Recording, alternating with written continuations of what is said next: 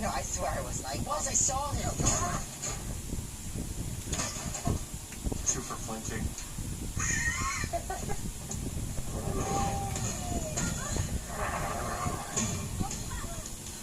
I surrender.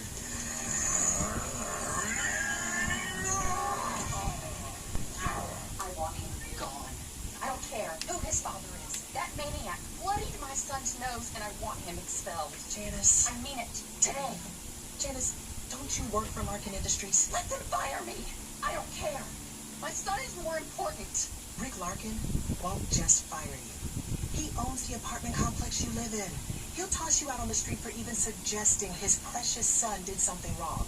And then he'll fire me for having the audacity to hear you suggest it.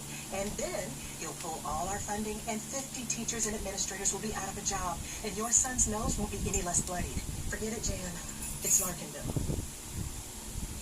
Get ready with...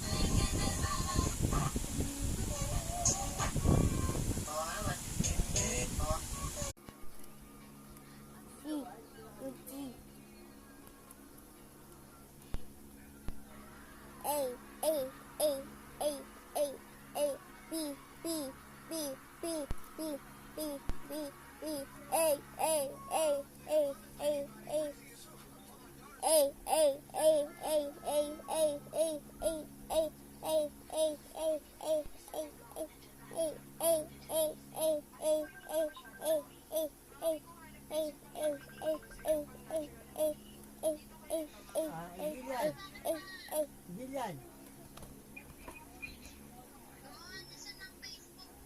Oh, tama yun. Ay, galing ha. Birthday. Birthday. Papasay tayo mamaya. Yan. Ha? Yan. Alito. Okay, galing. Alito yan na diyan. Alito.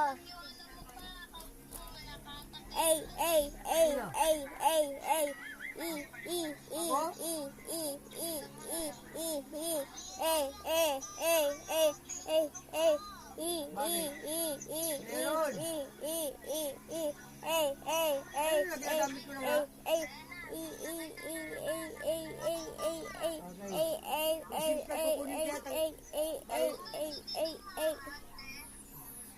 Ha?